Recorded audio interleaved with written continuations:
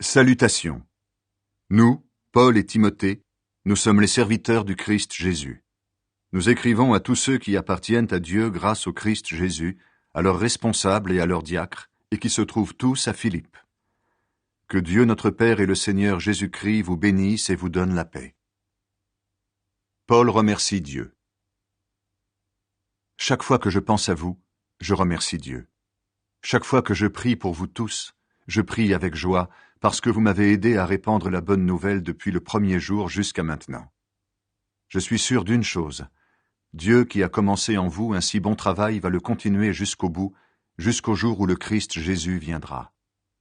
J'ai bien raison d'avoir ces sentiments-là pour vous tous, parce que je vous porte dans mon cœur. En effet, vous participez tous au don que Dieu m'a fait. Aujourd'hui où je suis en prison, comme hier quand je défendais la bonne nouvelle et quand je la répandais avec force. Oui, Dieu sait que je dis la vérité. Je vous aime tous avec la tendresse du Christ Jésus. Voici ma prière pour vous. Je demande que votre amour grandisse de plus en plus, qu'il vous aide à voir clair et à comprendre les choses parfaitement. Alors vous pourrez juger ce qui est le mieux, et le jour où le Christ viendra, vous serez purs et sans défaut. Avec l'aide de Jésus-Christ, votre vie sera remplie d'actions justes pour la gloire et la louange de Dieu. La bonne nouvelle se répand. Frères et sœurs chrétiens, je veux vous dire une chose. En réalité, ce qui m'est arrivé a servi à faire avancer la bonne nouvelle.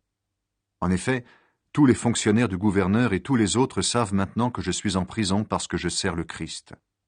Presque tous les chrétiens, en voyant que je suis en prison, ont une plus grande confiance dans le Seigneur. Alors ils ont 2 fois plus de courage pour annoncer sans peur la parole de Dieu.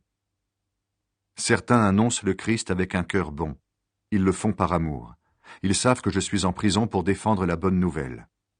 Mais d'autres le font par jalousie. Ils veulent s'opposer à moi et ils annoncent le Christ pour passer les premiers.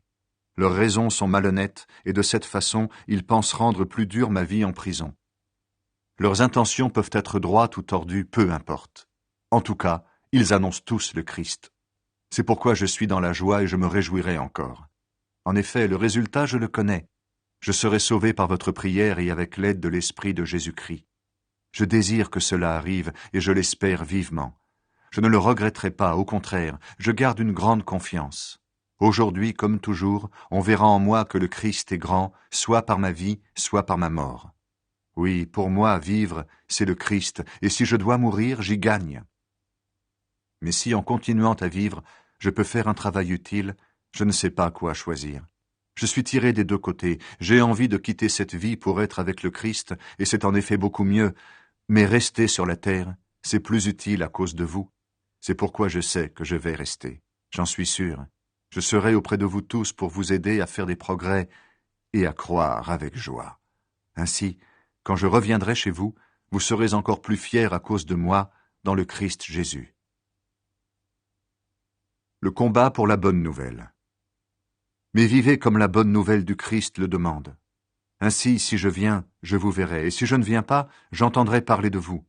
Alors je saurai que vous restez solides, très unis entre vous, et que vous luttez ensemble et d'un même cœur pour garder la foi que la bonne nouvelle apporte. Je saurai aussi que vous n'avez pas peur de vos ennemis. Pour eux, c'est la preuve qu'ils sont perdus. Pour vous, c'est la preuve que vous êtes sauvés, et cela vient de Dieu. C'est lui qui vous a donné non seulement de croire au Christ, mais encore de souffrir pour lui. En effet, nous luttons ensemble, vous et moi. Autrefois, j'ai lutté sous vos yeux et je continue à lutter, vous le savez. Le Christ s'est fait serviteur. Le Christ vous rend plus fort. Son amour vous donne du courage et son esprit vous unit.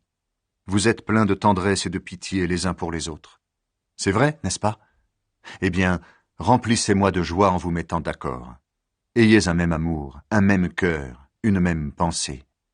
Ne faites rien pour passer devant les autres ou pour que les autres vous admirent, cela ne vaut rien. Au contraire, soyez simples et pensez que les autres sont meilleurs que vous.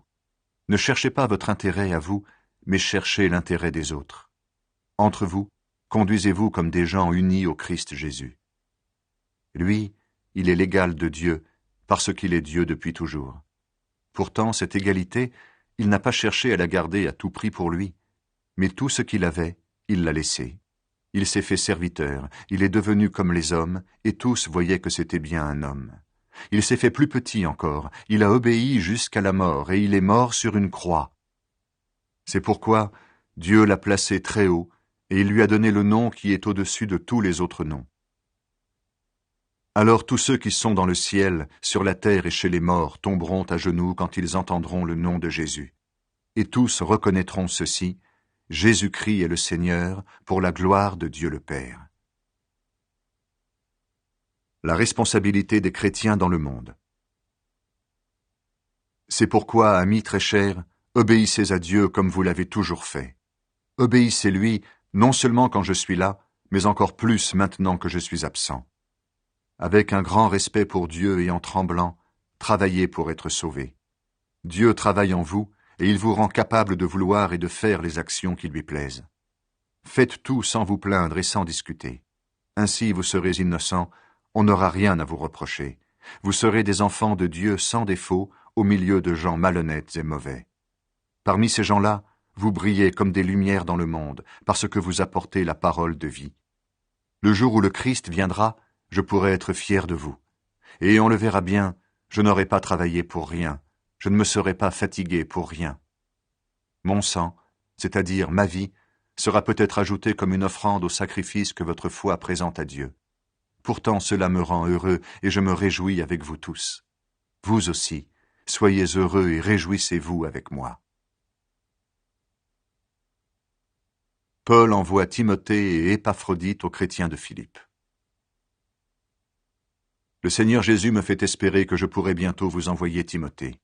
Ainsi j'aurai des nouvelles de vous et elles me donneront du courage. En effet, à part Timothée, personne ne porte les mêmes soucis que moi, personne ne s'occupe vraiment de vous. Tous cherchent leur intérêt et non celui de Jésus-Christ. Mais vous le savez, Timothée a montré ce qu'il valait.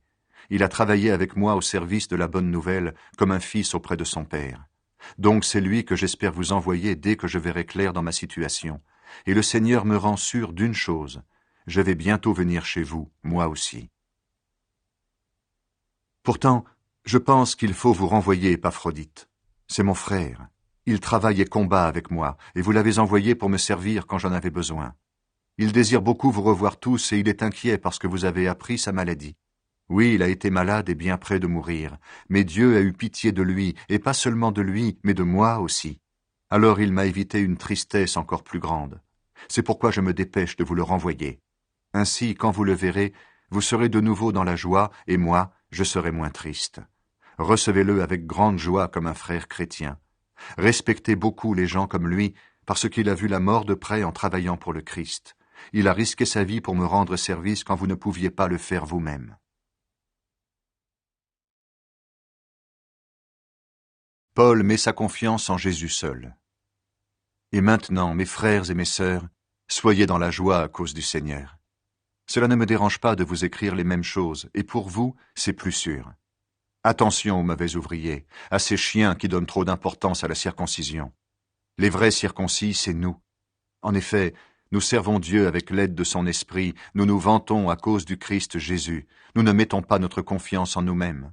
Pourtant, moi, je pourrais avoir confiance en moi-même. Si quelqu'un d'autre peut penser qu'il a raison d'avoir confiance en lui-même, moi, je peux le penser encore plus. J'ai été circoncis 8 jours après ma naissance, je suis né israélite de la tribu de Benjamin. Tous mes ancêtres sont juifs, et j'obéissais à la loi de Moïse comme un pharisien fidèle. J'y tenais tellement que j'ai fait souffrir l'Église. Au sujet de la justice qui vient de la loi, on ne pouvait rien me reprocher. J'ai cru gagner beaucoup avec ces choses-là, mais maintenant, à cause du Christ, je trouve que c'est une perte. Connaître le Christ Jésus, mon Seigneur, voilà le plus important. À mon avis, tout ce qu'on gagne, ce n'est rien à côté de cette connaissance. Pour lui, j'ai tout abandonné. Pour gagner le Christ et pour être uni à lui, je considère toutes ces choses-là comme des ordures.